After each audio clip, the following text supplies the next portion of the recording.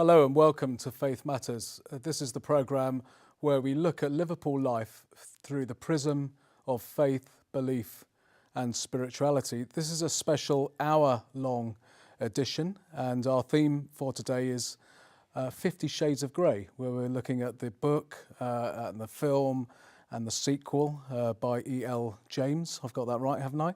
And the guests in the studio today are Dr. Mary Hughes-Edwards, who's a reader in English literature from Edge Hill University.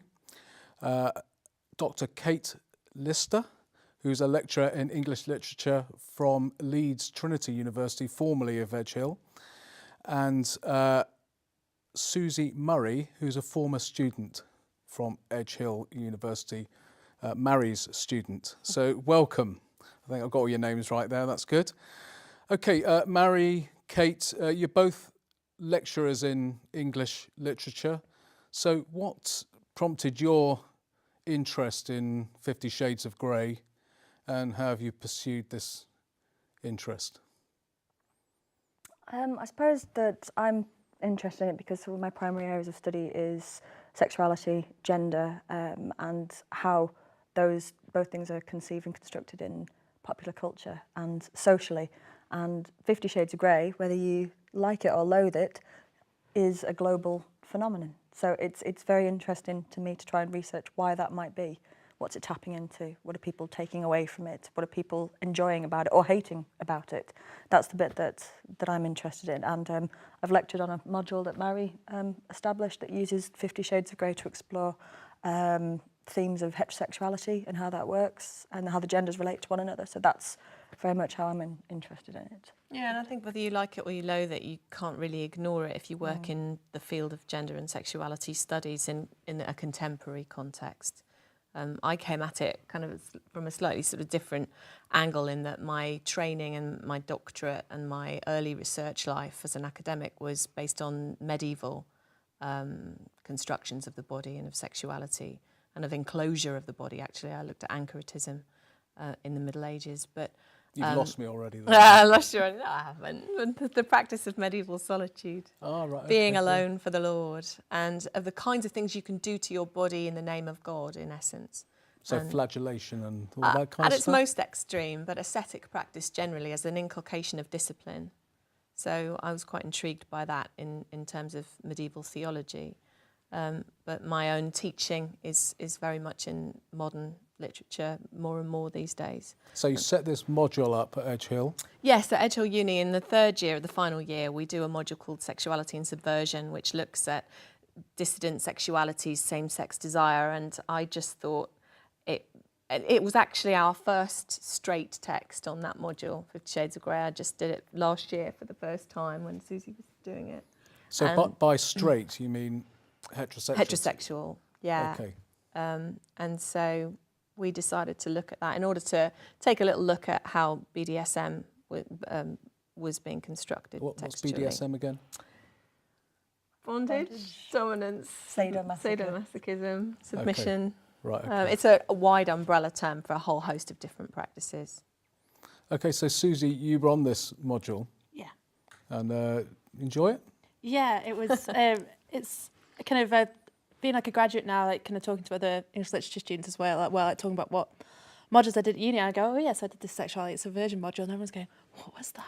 And I'm like, yeah, well, we read 50 Shades of Grey or this, and they were really kind of like, not like astounded, but going, that sounds so much more interesting than kind of some of the modules that I did, I did at uni. Stopping with Philip Larkin. Yeah. Or some such, yeah. Pretty That's much. the kind of thing I did when I was So it's really interesting. I think it's kind of really kind of like sparked my interest in, wanting to kind of study something like that a bit further and kind of pick it apart a bit more. So. As a feminist, I was extremely worried that it was so popular. That was my first thought. Yeah. I wanted to look at it to see whether it was as bad as some of the hype was suggesting it was, how it was constructing power relations, why those kinds of constructions should still be so appealing en masse to young women, and what, as a feminist, that meant feminism needed to do, really. Yeah, I think that was something you were interested in, wasn't it? Yeah, absolutely. Is it the messages that people are taking away from it? What's it reaffirming? What's it suggesting to a very, very wide readership? And have feminists addressed it? Oh yes, quite a lot. They've had conferences. Right. 50 Shades of Feminism is a 50 Shades of critical Feminism. text And- now, yeah, and and that's an interesting You've been to text. some of these conferences? We've Or? been to some conferences that have addressed it, yeah. Interdisciplinary Press did a conference on sexuality, I think it was last year, and many of the papers were addressing 50 Shades of Grey and what it was saying. And just because it's such a huge global phenomenon, it can't be ignored. No, I think. absolutely. But it's certainly being mulled over in feminism, gender studies. And if it can be used to inspire new generations of feminists, then it's got to be a positive, I think. And That's new got to be readers positive, as well. There's obviously people, we're not, our culture is a particularly visual culture. We don't perhaps read as much as we did in the past in the Western world. I don't know, but maybe it's inspiring people to read. It's also led to the creation of some book clubs and of some sexuality discussion groups. It's got sexuality very much mainstream as a conversation, and the acceptability of discussing sexual issues, which is not something, I mean, it's an American, it's very popular in America too, but thinking just in a British, perhaps even an English context, we're not terribly good at discussing these kinds of issues They kind openly. of stiff upper lip and Yeah. we're kind of private, aren't I we? mean, I'm not English, I'm Welsh. I'll just get that in. I think Scousers are different, actually. Celts and Scousers So it's are the- more It's the Celtic. comfortable with their own passions. But I think it's a good thing if we're starting with what's positive about it. There's a lot that isn't positive, but if we're starting with the positives, then it has opened up. Yeah, in public spaces and places as well. If you see someone reading it, you go, oh, what do you think of it? And then you have a debate you would not have had if they hadn't been reading that text. And it kind of brings out sort of more intimate things that people might be doing in the bedroom into open day discussion, and I think it makes it more acceptable. It's not quite as taboo as perhaps it once might have been. I think, and that's a good thing. I'm going to come on to that later. But Susie, what do you think makes it so popular? Did you read it before you had to study it? No, I Oh, was that's kind of quite interesting. set against reading it. You were set against reading Yeah, it? I kind of was like, Made her I'm read not going to read it, and I kind of thought, well, Why? Well, I just thought, well, I'm not going to read that. It's it's trash, and I kind of knew that it kind of had its base in fan fiction, so it kind of started as something else on the internet, and in a community where she was kind of publishing that herself, and I just thought, I don't hold this to a very high standard, which I think might be Fan fiction's awesome. yeah, it's a democratic so genre. it was a little bit kind of pretentious, I think, perhaps, but I think, and I don't think I necessarily enjoyed it as a text, but I thought it raised so many issues. It was so interesting, and it kind of really got me thinking, and I was really kind of enthusiastic in class talking about it, and I always just had so much to say, like I couldn't shut up, and I had notes. So yeah. And so what's made it so popular, do you think? There's a whole host of reasons for that. Some of them are sexual and some of them aren't. The ones that aren't are the ones I'm more interested in. My big theory is that what people really fall for and are really bewitched by is the capitalist fantasy. yeah. It's the luxury. Right, It's okay. him as a billionaire 27-year-old billionaire, no less. and the lifestyle that entails. And that's another reason why things like Millionaire Is he Matchmaker... Russian, actually? He's not Russian. Russian no. oligarch. No. Yeah. Owns a football team. No. No, he's an No American one's quite kid. sure what he does. It's a business acquisition merger it's thing. It's all a bit vague. flaky. And there are some moments where his philanthropy is hinted at as well, actually. yeah. But yeah, I think it's capitalist fantasy first and foremost, and that's what's It really wouldn't have bewitching. the same appeal if he was a dustbin man from Hull, would it? No, I don't think so. Okay, well, I confess, I haven't read it.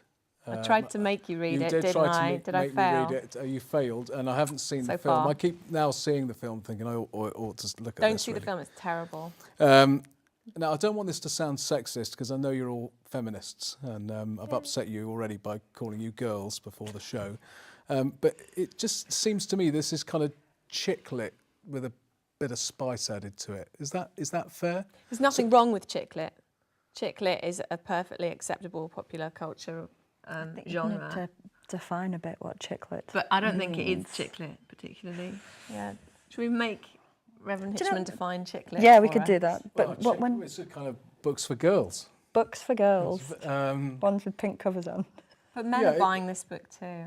men. So Yeah. is it for men? You see- Yeah. I mean, You what? see men and women reading You know, when I it. first encountered this text, and it was there was a big hype about it, and I kept hearing people go, 50 Shades of Grey, 50 Shades of Grey. The term that kept coming up again and again was mummy porn. Yeah, that's, Did you hear that yeah, one? I've heard that quite a lot. Mummy porn. Yeah. So I don't know if is mummy porn different from chick lit, and what exactly That does sort that of mean? suggests a slightly older readership. It does, doesn't than, it? Yeah. Than Susie, for example. That, Yeah, it kind of implies that mothers don't have any sexuality, you know, because it's It's quite an odd derisive, phrase, isn't it? you know, and that it's so derisive that it kind of puts it in. It's like, this is so, you know, it's trash, you know, it's not And worth it's sexuality anything. of desperation Yeah. it's for kind of women who are titillation trapped for at women home. kind Yeah. of thing. Yeah, you can't live this, so you experience it vicariously by reading it.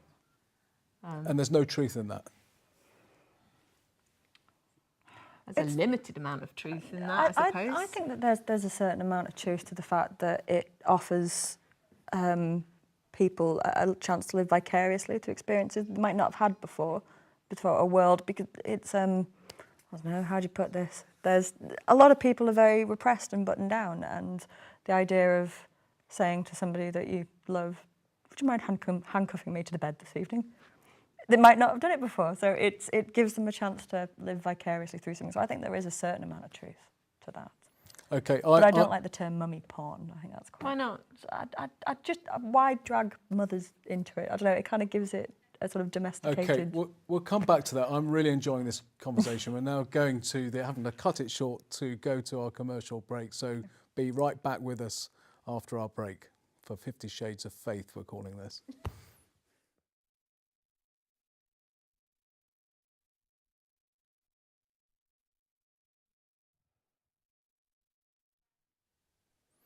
Hello and welcome back to Faith Matters. This is Faith Matters. We're discussing 50 Shades of Grey. You're maybe wondering whether you're on another show, I don't know. And we've got the lovely ladies here from Edge Hill University and Leeds Trinity University with us. Mary, you're a committed Christian. Sorry, out me. Yeah, I'm outing you now. And but should Christians read this book or see the film? Now, I'm sure, I haven't seen it, but I'm sure there have been pastors, vicars, ministers who have condemned this, and particularly in the States, I'd imagine, and also here. What do you think about that? No one should see the film because it's awful. Right, okay. It's taken the texts, which of themselves I think are quite erotic in places. It's taken that erotic writing and it's just ripped the eroticism out of it.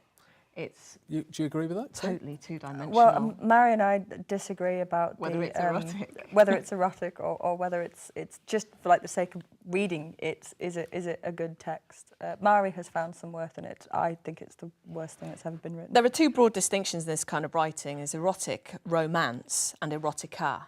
As erotica, it's dreadful. So in the style of things like, for example, the work of the Marquis de Sade or the Story of O, that kind of writing, it doesn't stand up. In terms of erotic romance, things like Barbara Cartland, Catherine Cookson. Although Catherine Cookson's a great writer, it's much more solid and it's much more in that vein. So that kind of the awful metaphors for sexual organs, that kind of stuff. That's all a part of that.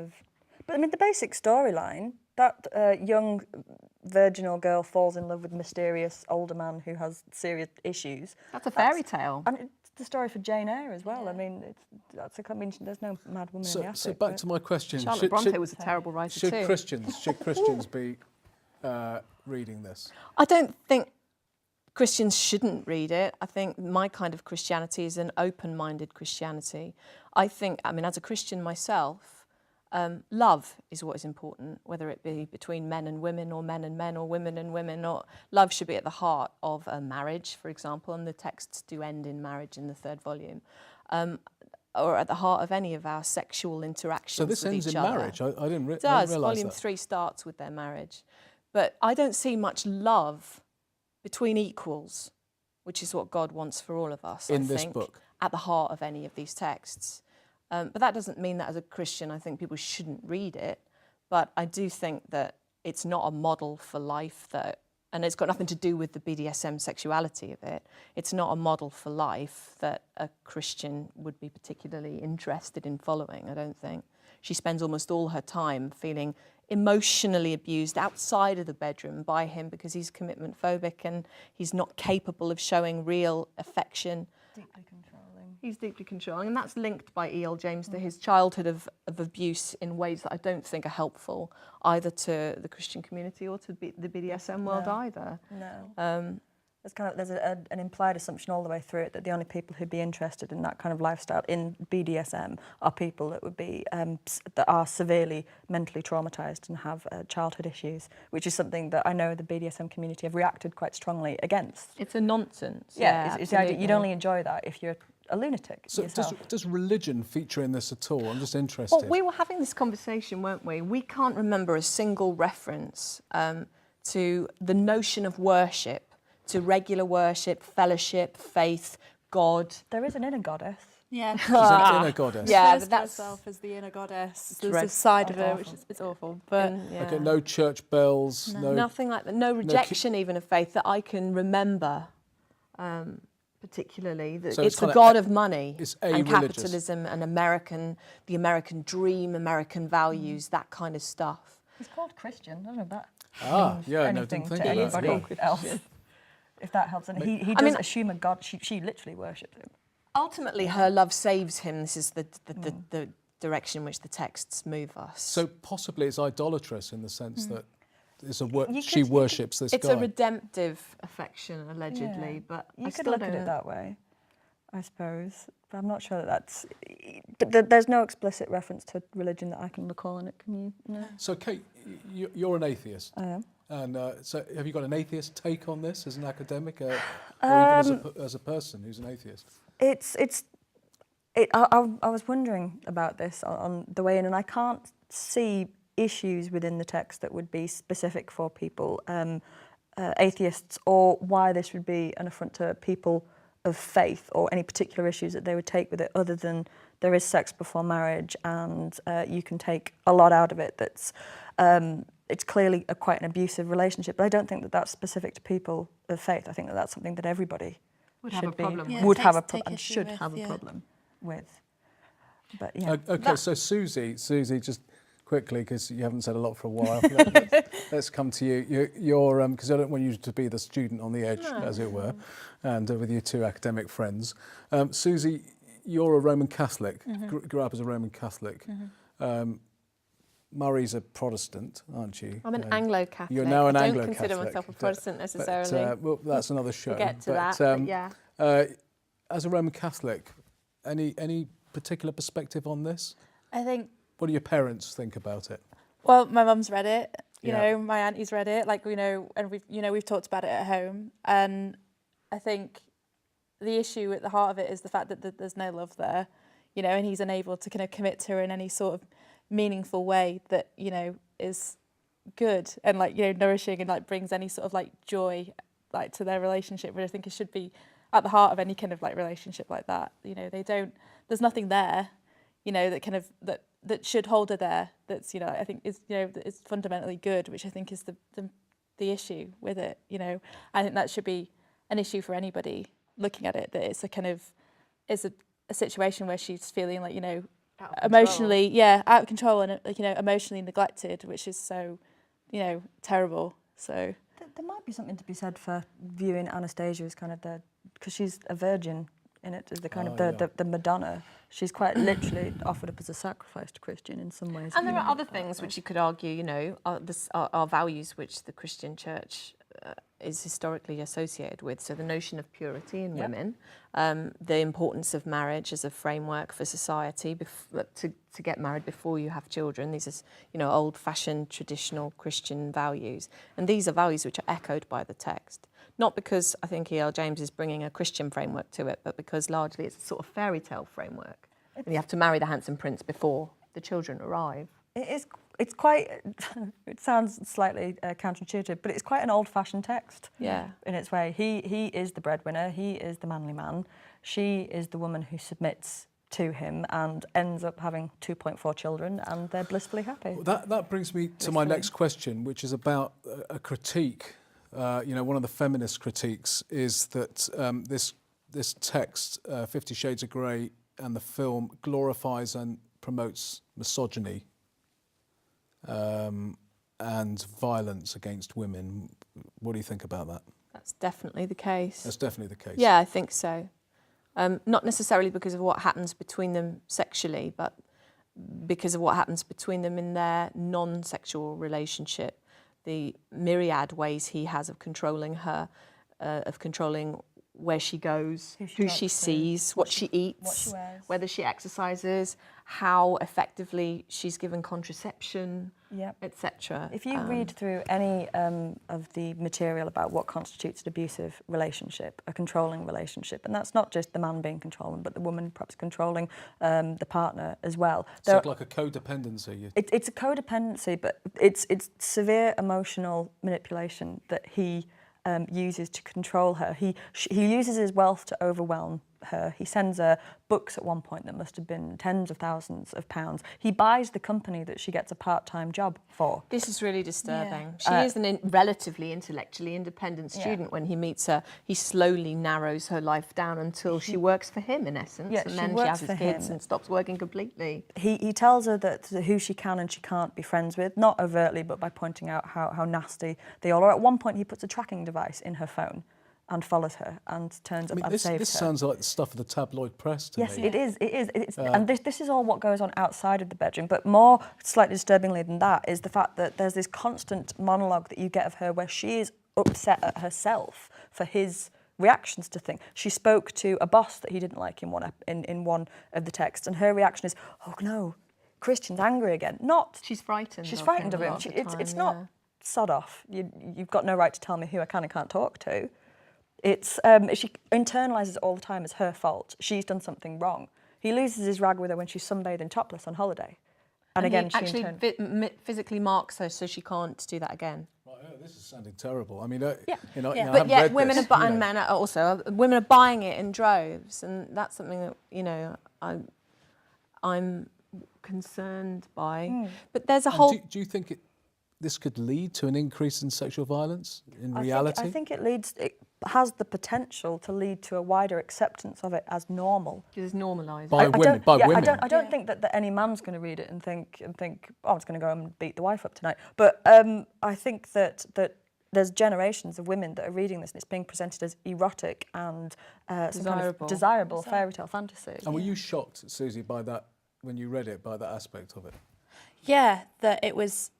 I hadn't expected that element to be in it. I thought my impression of it before reading it was, it's just going to be about BDSM, and really wasn't aware of the kind of other aspects that are so, I don't think anything is particularly shocking about what they do in the bedroom. It's what's really shocking is how he treats her and how she's, how she feels all the time, and that she's really kind of going, what's wrong with me? What have I done? Why is this is my fault? This must be something I've done.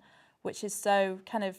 She never questions the fact that he's out of line for telling her what she can and can't do. It's really quite, I think, damaging, and I can imagine, seeing that, We're going to come back to this. This is a great conversation we're having, great discussion. Don't go away at home, because this is an hour-long episode. We'll be back with the women from the universities after the break.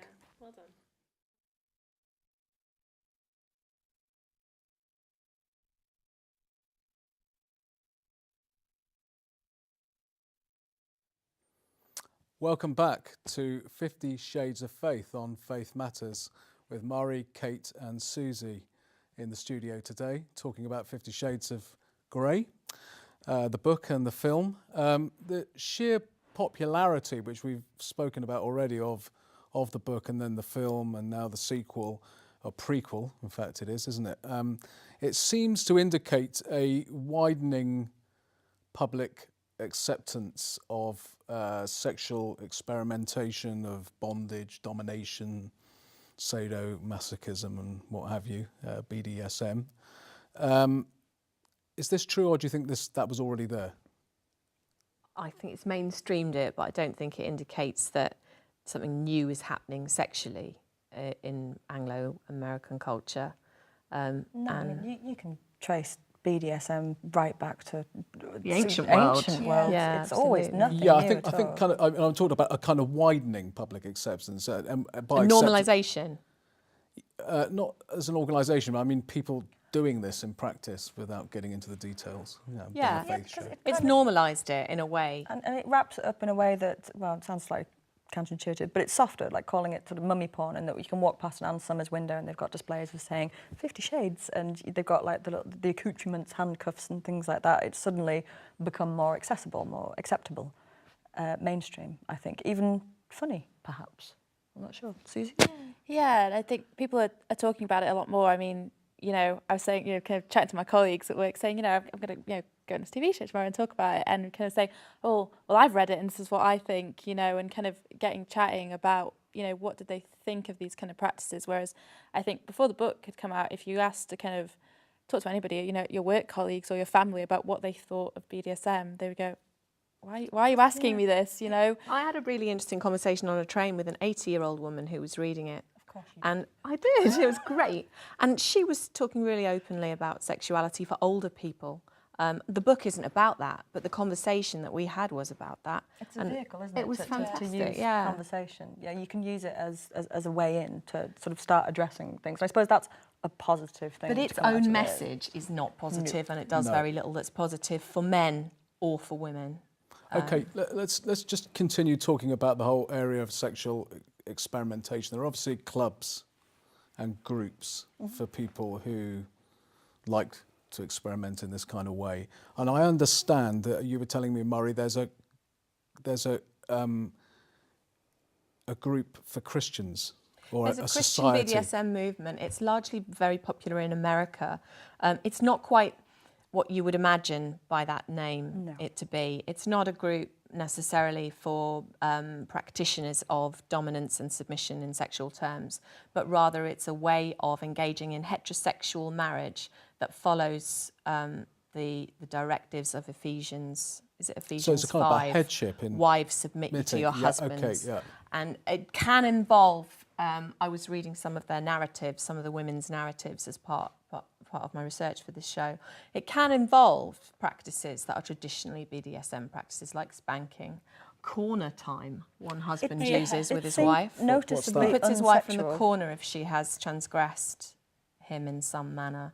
It's wives submit you to your husband. So if he feels she has not submitted to his will effectively, and his will is submitted to the Lord's.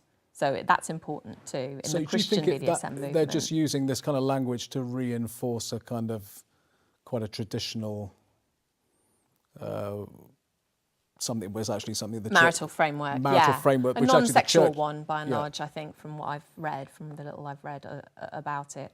I think the BDSM community would take quite a lot of offence so to that. nothing to do with leather and whips and all that kind of thing. No, I mean that's not to say that some people who practice Christian BDSM couldn't also get involved in that kind of sex life, but that Christian BDSM is about submitting your will to your man's and your man submitting his to God's. So have you, out of interest, I mean, we obviously don't need names or anything, but have you met anybody who from the Christian community that is involved in this kind of world? I haven't, no. Because I know when we were planning this show, we were going to try and get somebody yeah, on, but couldn't find anyone. That fell pretty... it's really very popular in America, a movement that identifies itself specifically as Christian BDSM. But I do know couples who live like this in this country. They wouldn't call themselves Christian BDSMers, but I do know heterosexual married couples who are Christians. Who are people of faith. Are people of faith who are very traditional in terms of the framework that they engage in terms of power relations. Okay. So we've talked about, the negative aspects of the book. How do you think the church should be addressing these and responding to this? I mean, often the church is very reactive, So, there was a big debate around Harry Potter years ago that, witchcraft. Which around witchcraft, which was, don't let your kids read this book, I don't think I'd let them read 50 Shades of Grey either, to be completely... Until they were over 18. It's not for children, okay, No. but for adults, how do you think the church should respond? Any of you, really? That's probably... That's out of your... slightly out of my frame of reference, that one, but I imagine it would be the morality and the central relationship that they would have something to comment about if anything. There have been some responses on the part of groups that are associated with the church, not one official homogenous response from the Protestant Church or from the Church of England or from the Catholic Church per se. But for example, the Bible Society was contacted for a comment when a particular hotel decided to replace all its copies of the Gideon Bible with a copy of 50 Shades of Grey. Really? Yeah. And I believe it was Rachel Rounds from the Bible Society who engaged with it and argued that the Bible is a much more enduring and better written text, which also engages with these kinds of themes. For example, the Song of Songs or Song of Solomon, which engages with this. I was going to ask you about that. Yeah, expand on that. Because our viewers may not be familiar with the arguments around that, or just around Song of Songs, Song of Solomon. Well, I was raised by my father, who was a preacher, Reverend William Hughes Edwards, who always taught me that the Song of Songs or the Song of Solomon, which is a very sexual and pornographic text really within the Bible, was a metaphor, he told me very strongly. Yeah. It's a metaphor for Christ's relationship to the church. But I was talking to some priest friends of mine in preparation for this, and they said, no, it's porn. It's gorgeous in essence. It's beautiful. Well, it's erotic rather There's than nothing porn. wrong with an erotic or pornographic construction of sex between men and women, or men and men, or women and women. I mean, is there anything in religious scripture about not enjoying sex? The Bible doesn't condemn sexuality. Doesn't condemn it, No, does it? No, no. it's between, as long as there's love at its centrepiece. I mean, I know that there were saints and people that were writing later, Saint Jerome and people like that, that said that pleasure was a bad thing, but I think that largely Christian doctrine, it doesn't admonish pleasure, that does it? stuff came in later. Much I think later, Augustine yeah. was responsible. I mean, correct me if I'm wrong. And he brought in his baggage, didn't he? And others brought in later church fathers and commentators. I mean, we bring our baggage, don't we, to this whole area. And quite debate. often men like that, and also men like Aelred of Rievaulx, who wrote one of my anchoritic texts that I did quite a lot of work on for my PhD, engaged in lives that were fairly debauched themselves, and then came to God and realised that they hadn't been living in a way that was consistent with their bodies being, if you like, a temple unto the Lord, or consistent in a way consistent with their own integrity. And so they then spent the remainder of their lives trying to encourage other people not to make the same mistakes they'd made. And on some level, their writings are admirable in that context, but there's nothing wrong with passion or the expression of sexual desire per se. I've always read the Song of Solomon as a celebration of sex. And You've read it as well? Oh, I've read it, yeah, absolutely. And it struck me straight away that it was about sex. I didn't read it as a metaphor at all. I thought My it was father a way was of, very anxious that we read it as a metaphor. I read it as a way of worshipping God through sex. Interesting. There's nothing wrong with the body. No. Per There's se. a lot of guilt around in the church. Susie, Yeah. coming to you again. You know, raised as a Catholic. I mean, it's true for Protestants as well. But this whole thing of Catholic guilt. Yeah. Did that affect your reading of this text, or are you sufficiently removed from that? I think I'm more removed from it, and talking about the Song of Solomon, Song of Songs. Like my mum said, it's an erotic bit of the Bible, and there's no other way to read it. You can't look at it any other sort of way. So I think the kind of sex in 50 Shades of Grey and whatever they do, whatever they practice that is sexual, it didn't bother me. It doesn't bother me anywhere else, because I don't see it as something that, it's the other part that is bothersome, about how he treats her, which is so much more unpleasant, the big issue in the text. There's going to be a divide between Christians who read this text, between those people who believe that sex should not be engaged in before marriage, because 2 of the 3 books are premarital. I'm very interested. There are 3 books last and then ones. the new book, obviously. But the 3 books, the original trilogy, the first 2 texts take place before they get married, do they not? But then Christians read loads of books and watch loads of films in which there's sex before marriage. I mean, these days, you wouldn't read anything or watch anything. Sex before marriage, sex without real love, sex that results in pain. Though the characters would say that they love each other, I think she certainly She loves him. and by the end of it, he Apparently loves her.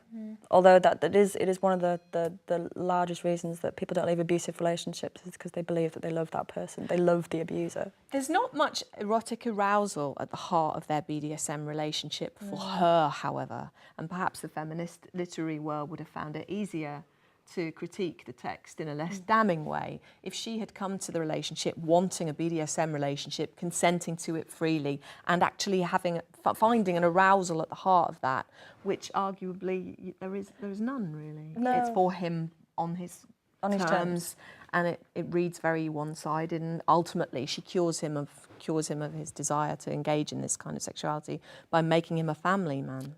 Okay, we'll come back to these themes for our final part after the commercial break.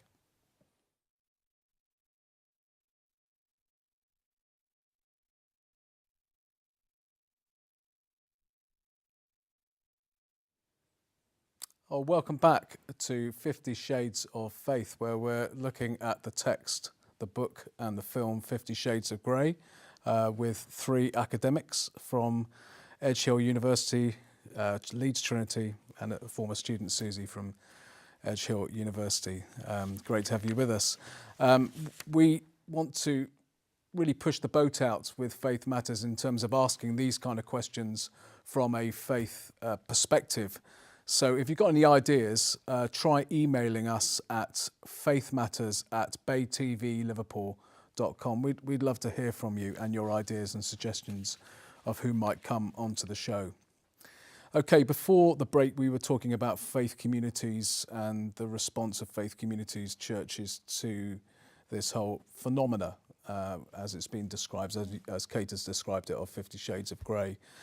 In America, there is actually a church called the XXX Church, which is a ministry to the porn industry. Is there a connection between, firstly, is there a connection between 50 Shades of Grey and the porn industry?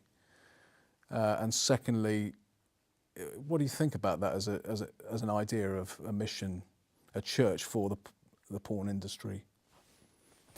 What, is there a connection between, I mean, you talked about porn. What's the difference between porn and erotica? The porn industry exists to facilitate, stoke and make money on the basis of arousal, sexual arousal, and on some level, so 50 Shades of Grey, the texts, the film, does that. Is intended to do that. That's what the erotic romance genre, which I would argue it's written in the style of, is kind of principally intended to do. However, a lot of the readers of 50 Shades of Grey that I've interviewed have experienced increasing boredom with the sexually erotic scenes and an increased interest in the romance storyline. So much so that people are skipping the sex bits and moving just to the story to find out how that pans out. That's men as well as women, you think? They get incrily repetitive. Yeah. It's just, you're just reading through it, just going, oh, they're having sex. It does get repetitive, but also it's as if it doesn't appear, the way the text isn't really intended to hook you on that level. Yeah. The romance is the thing, and the relationship between them. Yeah, the relationship is what's meant to hook you I don't think that happens with porn, where the backstory is quite often, minimal at best. So it's the romance, Susie, that gets you? Well, it didn't get me, but I think, I speak to my friends who read it and other people who said, I was just skipping through the sex scenes. They were kind of boring. I felt like I'd read them before. It wasn't interesting. It wasn't, and, I wanted to know what was happening with them. Where was the story going to go? What was she doing? So that, that was what really drove it for the people who were reading it that I spoke to, I mean, we're talking about Song of Songs, and I mean, I think somebody here, one of you, described it as porn. Me. It's been described to me, I come from a place where, I've heard that argument about whether it's a metaphor or not. And that's now discounted really by theologians. And most theologians might use the term erotica or erotic literature. What's the difference between erotica and porn? Is one acceptable and one non-acceptable? Or what is Pornography, the I think, exists to stoke arousal at the most basic of levels, doesn't it? Yeah, and erotica is a more cerebral response, a more narrative response to I think it's what's the difference between pornography and art? And someone once said staples, but I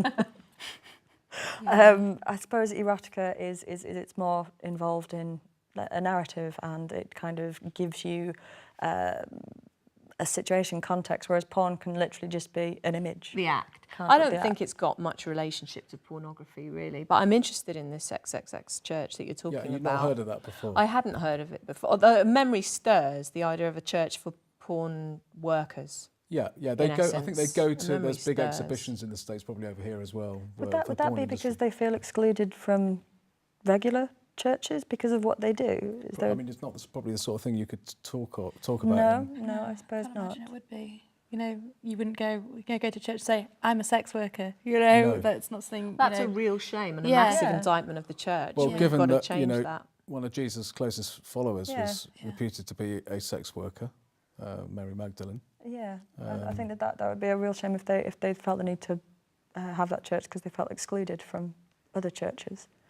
Although maybe it gives them a sense of identity and Church in their has own got faith. to meet I'm not people on sure. their own wavelength. I think Got it to meet may people where have they are. something to do with, plays into this whole debate really, is that, these are places that the church won't go because they're not just risque, they're risky. They're risky places. And Well, it's time for the church to get risky. yeah, which is what XXX movement is, so I've read about it in American magazines, Christian magazines, and it's put across that these guys are taking, and they are guys actually doing it, these two pastors I think they're taking a tremendous risk going into this community, where I'm thinking, well, surely these are the kind of people that Jesus kind of spent time with. And Is the idea to save people from the industry though? Because think I'd be a bit concerned Yeah, by I that. don't I think like it probably is Yeah. actually. Yeah. I don't like the idea of demonising people. So because what's your concern about that? I don't think that we should assume that people who work in the sex industry, on whatever level they do, are in need of saving. I think that perhaps what we need is a more open approach to it, where that choice, if it is a choice, and I'm well aware that people don't sometimes have a choice, but if it is a choice, then that needs to be respected. And if faith comes into it, if they are people of faith, then that needs to be addressed on that level, rather than looking at it and thinking, well, this is clearly somebody who is in need of help.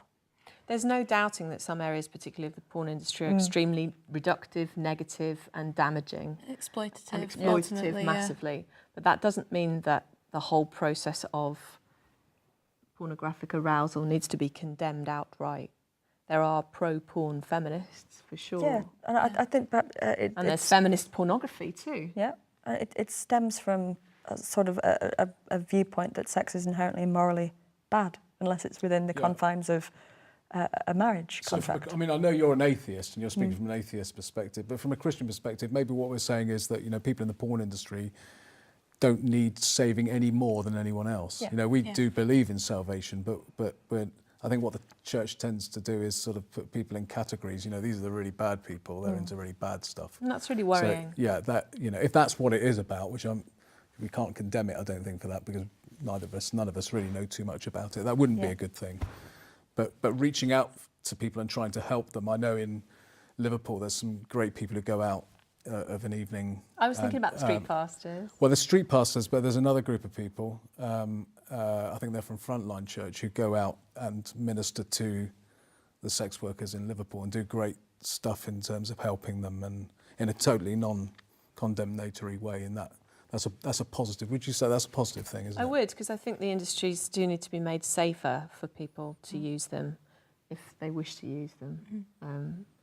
Both those who are involved in working in them and those who are involved in using them. I mean, offering help to people that are in need of it and in need of comfort can only be a positive thing. But I think that what needs to be done is not to assume that people in that industry need help. That's where it gets. Yeah. That's nicely put, yeah. And coming to church, ultimately, it should be a safe space for people. And it doesn't matter if you're a sex worker coming to church; it should be a safe space for you to enter and not feel like you're being judged or condemned. And that you're welcome. And a safe space for people to talk about stuff. Because, there would be people, I think, who possibly watching this today even, who think, gosh, Hitchman's really, he's gone to the edge. Good for you. Today. He's discussing this stuff without. I haven't got a red face, have I? No, you're without, fine. even without a red face. So, but I believe that we should be discussing, particularly as something as a phenomena such as this. Well, it's happening, isn't it? It is happening. There's no point. All we're doing by not talking about it is adopting a la approach. Yeah. It's not helping anybody. Not by talking about it doesn't mean it's not happening. It just means that we're ignoring it. The church has got to stay relevant. Yeah. It's got to make itself relevant and meet people where people are, I think. Okay, before we finish, I just want to touch on the new book, Grey. Tell us about that. What's the perspective there, written from a male perspective? I knew this was coming because at the end of the third text in the trilogy that she released in 2012, 2012, 12, I think. there was a section written in the style of Christian Grey that covered some of the territory she'd already written about. And I've long thought she's going to rewrite the whole thing from his take. So obviously the original trilogy is Anastasia Steele's narration. So now she's written Grey, which is a text that rewrites just the first volume, 50 Shades of Grey, from Christian Grey's perspective and gives us his inner thoughts. Oh, and what's it like? Is it good? Well, Susie has been... Susie, what do you think? Yeah, I was reading Susie sections says what to her you in the think, car yeah. on the way here, and we were just kind of laughing. And I mean, I don't want to slate the book, you know, saying, you know, it's trashy, because I don't really see the difference between 50 Shades of Grey and, you know, Wuthering Heights or Jane Eyre. You know, we can look at it all on the same level as, you know, being like an English literature student. Like, I can look at that, I can... Romance text. Yeah, I can read them all on the same, you know, on the same level. So, but it's you know, I don't find there's anything redeeming. Like, I don't feel sorry for him, you know, I don't like him. You were saying as well that you didn't find the narrative believable because it's written from a male point of view. Yeah, and I didn't think she was great at writing a feminine point of view, but she's even worse at a masculine. She's got his register wrong, Yeah. I think, at times. His internal monologue is extremely profane. His external one in this text isn't. And the two are going on at the same time. And I think she's misread her own creation. Okay, we're come to the end now. You know, I'd love to go on and talk to you more, and we will, I'm sure, when the Invite cameras... us back. And we invite you back to talk about something else. Thank you so much for coming in today and being such entertaining guests. Thank and, you. A pleasure. Bless you. And thank you to our viewers, and see you next time.